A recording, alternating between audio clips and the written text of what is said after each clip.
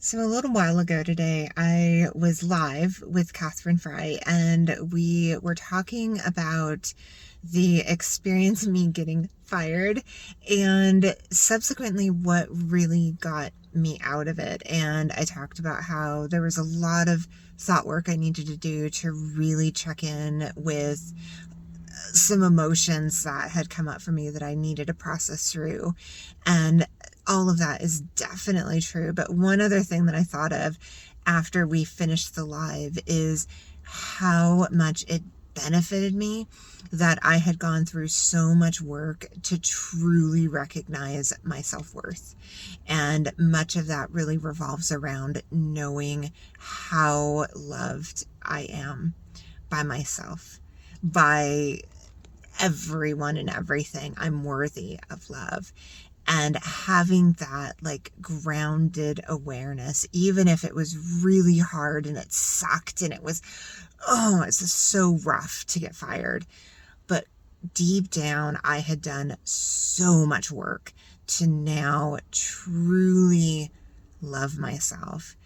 And having that groundedness of that you are good enough, that you are enough, that regardless of what happened, that it's not about me, that as much as I may have made mistakes, that my intentions were never to to never come into the situation planning on getting fired, and that it just didn't work out. And so when you start to make that shift of awareness, I think it can really help you move through it so much more quickly.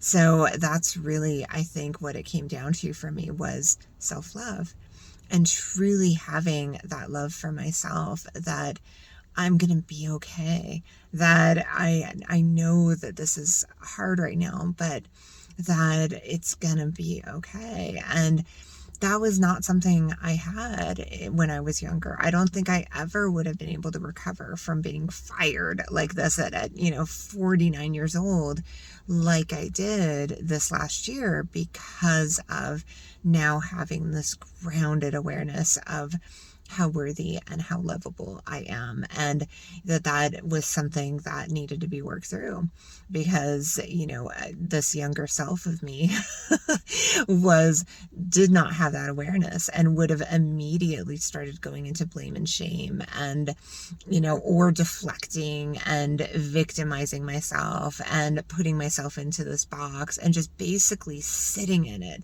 and agonizing over it and staying in that place for weeks, months, who knows how long.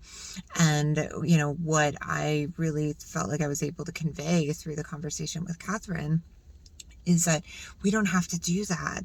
And there's really, truly no point to it. I think many of us are programmed to think that's part of the process, that there needs to be, this deflecting or grieving. I mean, obviously, grieving needs to be an individual process. And I think I had a period of grieving. I even talked about today with Catherine about how the first 2 weeks I went hiking.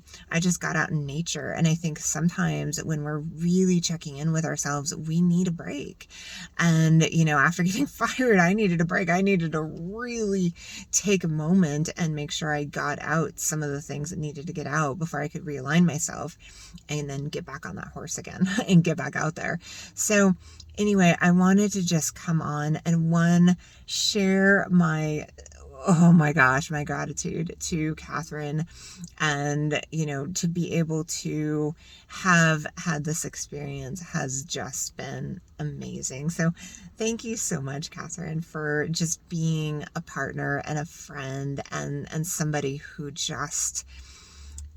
makes it so easy for me to bring my full true self. I mean, never before have I shared some of the stories about, feeling like an outsider as a child. And that's why I felt more comfortable as like an adventuring loner. or loner adventure. I don't remember what I called it, but that I think truly is because I feel comfortable with you, and I feel that, with our podcast, we are able to bring that out in one another, and I believe that that then gives others permission to do the same.